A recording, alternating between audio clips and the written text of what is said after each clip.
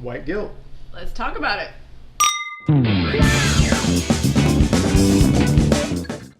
Ariel can be black because she's goddamn mermaid. I know. She can be black or purple, right, green. like what? No one gives really. She's a fish woman. Fish woman. Popping up out of there. Yeah.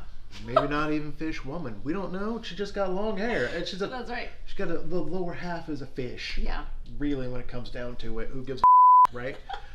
I read an article that was talking where some guy, 97% certain white guy, maybe that's me being racist, Maybe, but probably. was answering a question about what's the difference in forced diversity in movies? And this white guy. Did he speak like that? Of course. Of course he did. Here's why it matters, right? And so this guy, he is saying, I'm all for diversity in movies, but there's always a but. Right? Always a but. And then he started to talk about how putting black people into movies, forcing them in where they don't fit, that's forced diversity and that is bad. And then he starts listing examples, and the examples he listed are just black people in movies. It was like some of the real ones that he put, right? So I'm trying to make sure I don't add any of my own things in, but one of the ones that he put in was like Anne Boleyn, I guess, like, oh, she's white, like this is what she looks like, but now in, I don't know, some TV show that I don't watch, like she's black. Whatever. And I think, why can't she be black? Like, is this the History Channel? If it's on the History Channel, then you need to try to find someone that looks as close to her as possible, and then like do. But she also probably didn't those 14 dudes either. But this is like something on the WB or whatever. Right. Yes. So once reality's out the window in one way, it can be out of the window in the other way. Oh, yes. I have a problem with forced diversity, but not forced sexuality or forced wealth or any of the other things that are total about that time frame. Right. But once you make someone black, boo. They talked about the Wild Wild West movie. Okay, let's be honest. That Wild Wild West movie was a fest. But it wasn't because Will Smith was black playing what was a white character. It's about the Secret Service as cowboys. Black, Mexican, who gives a at that point, right? Right. He has a boot that he takes the heel off and there's explosives in it.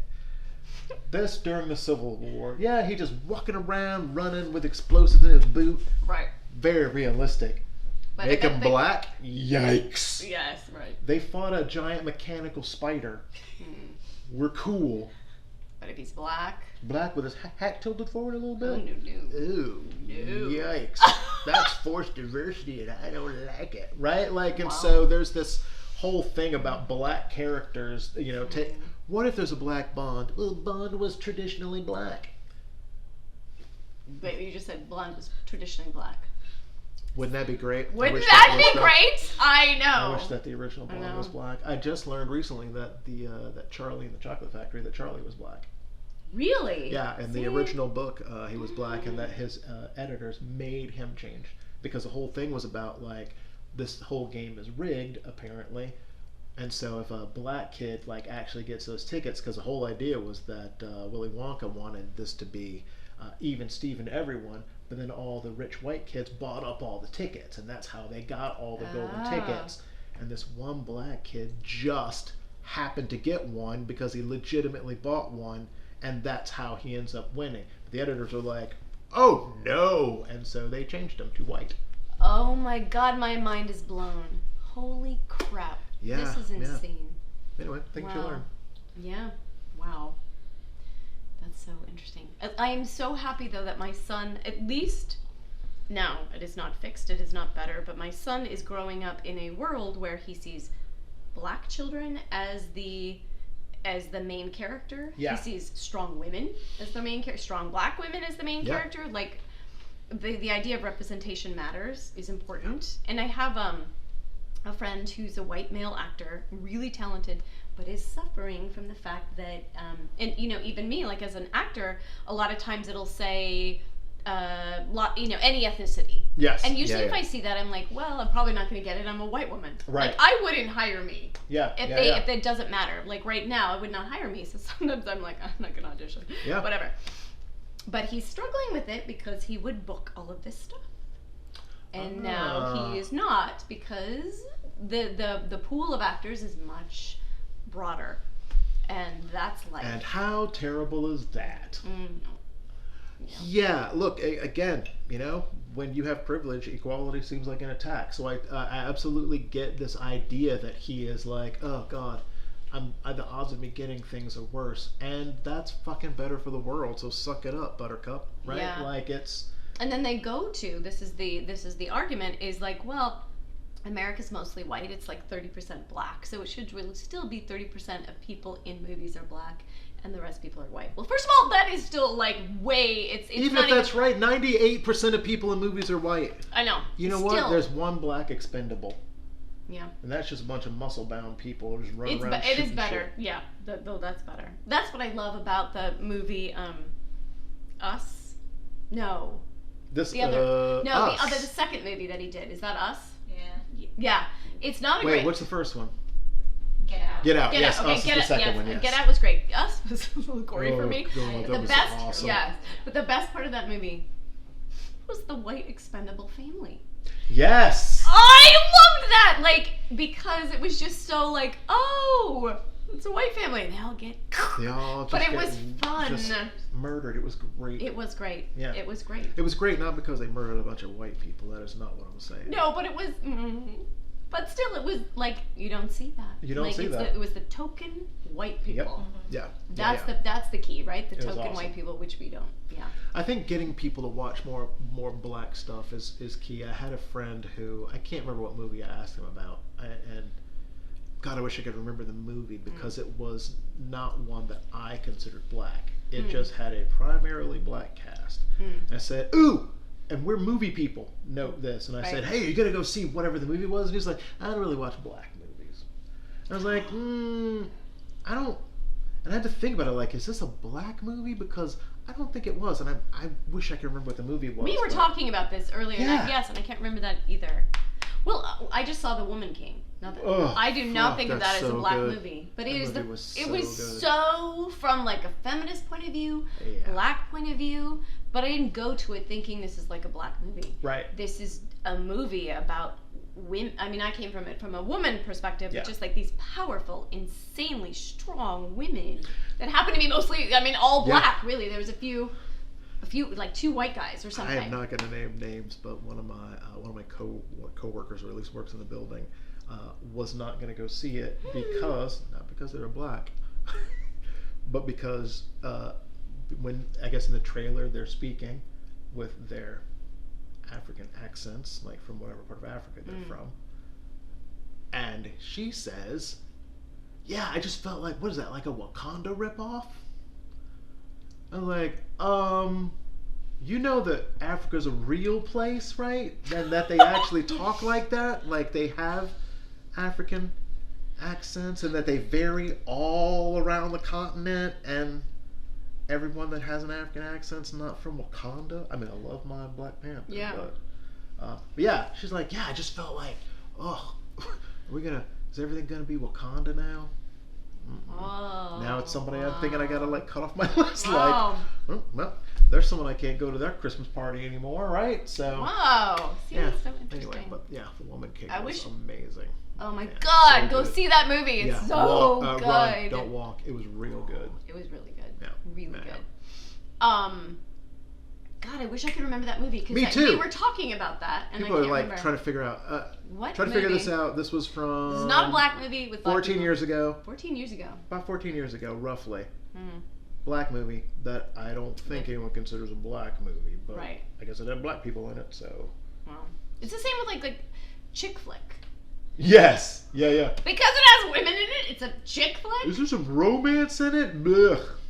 Right. The Crow is the most romantic movie ever. So romantic. Oh my God, he comes back from the dead to avenge her. That's hot. What makes a black movie a black movie? Yeah. Good question. That is a good question. I don't know. I guess I don't know. I guess I'm wrong about it. I think if it has more than half of them are black, then that makes it a black movie, right? That can't be right. No, that cannot I be think right. if we're talking about, so here's my guess. Okay. One movie that I love that I saw semi-recently. Oh, I'm not gonna. That's My House in Brooklyn. That's not what it's called. There's I grew up in that neighborhood. There's my house. That's not what it's called. Oh, Regina King though. Something with Regina King. Nope. Two teenage boys. Oh, I live there. You live there? That's my sweet ass house. No. I don't know the name of this movie. Everyone's yelling like it's the whatever. I don't know. The Last House in Brooklyn. No. How long ago was this? 5 years ago. Okay.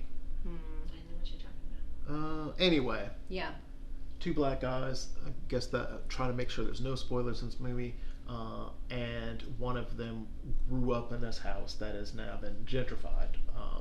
And so they wanted to go back and check out the house, and eventually, like, the goal is to, like, one day we want to own this house or whatever, live back in this house. It's got two black actors in it. They talk a little bit about race and gentrification, but I wouldn't have considered it a black movie, but I can see that people would, right? The Woman King, there's a lot of blackness, but it's also, you know, again, I don't know if I would think like, oh God, you gotta go see this black movie, because it's not talking about anything like today. Like this is semi-fictional from what I understand. Inspired by. Me, right? Yeah. Inspired by a real. Yes. Yeah. Exactly. Women. And so seeing that's like amazing, but this is more of a cultural thing than it is like black exploitation, right? I think you're.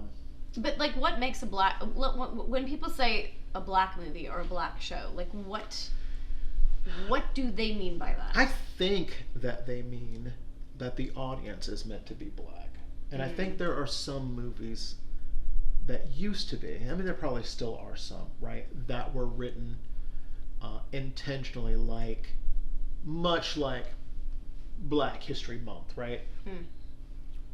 I am writing this movie about black people, for black people. There are plenty of white movies. This movie is for them. Right. Nope isn't one of them, right? Nope is for everyone, written by a black person, starring black people. Right. It's not only for, I would not consider Nope a black movie. I don't know if Jordan Peele does. Gotta talk to him about that, so we have him on the show. Right. Come on, Jordan. Ask Jordan about it, right? But I don't think that those were, at least in my definition of them, I wouldn't consider them black movies. Now, there are probably a lot of white people that do. In fact, there might be a lot of black people that think, oh no, Nope is a black movie. Don't take that from us, right? I hear that too. But yeah, I think in my head it is who the intended audience is, not necessarily who the actors are. But again, I think some people will vary with that.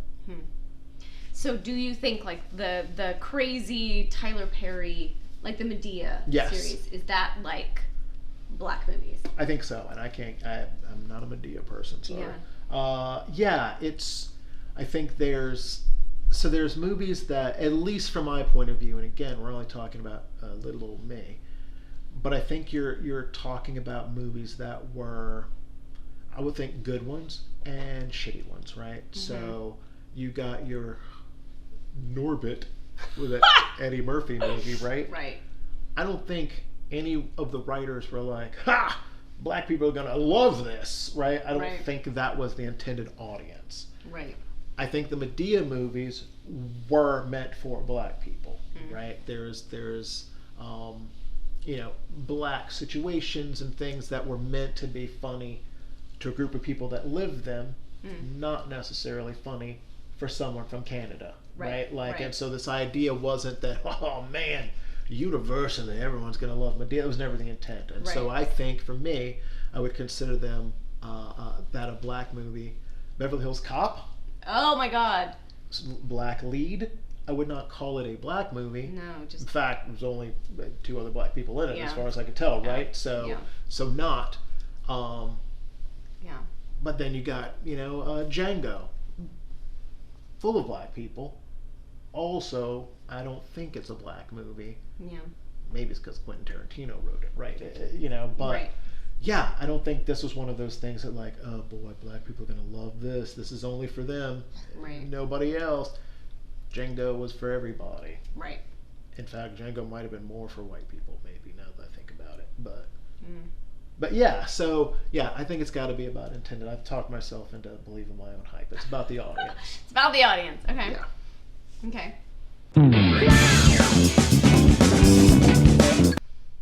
Final thought is that I think we're all working at this. Black people are great. White people are great.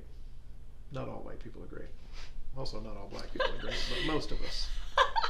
Is that, I think, the point? Is that what the point of this is, I think? I think the point is, like, having these conversations, and we're all screwing up, and we're all trying, or most of us are screwing up, most of us are trying hard, but, like, we don't know what we don't know, and we have to keep having these conversations, and then hopefully these conversations make people have other conversations. Like, I feel like that's the snowball effect of, I don't know, changing things. Talk about it. Talk about it with your friend. And you know what? Don't just spring it on people. Don't have one of your friends over for dinner and be like, black people, am I right? Like, I don't think that's I think it's one of those, like, hey, can we, in fact, I've had a couple of friends who have said, you know, I think, like, after George Floyd, one of my good friends said, hey, so I don't want to be the like, talk for black people, but this whole George Floyd thing, could we talk about it? Yes, all day, yes, right? And so we actually had lunch and we just sat, and mostly I just let her talk because she was going through some stuff and feeling the white guilt, which is good. Live with it, right? Like, start dealing with those things and figure out what you can do. So have these conversations, and if they're difficult, so what? They're supposed to be. Yeah. So I think that's really good. It's good that this is good we're doing this. Cheers, man.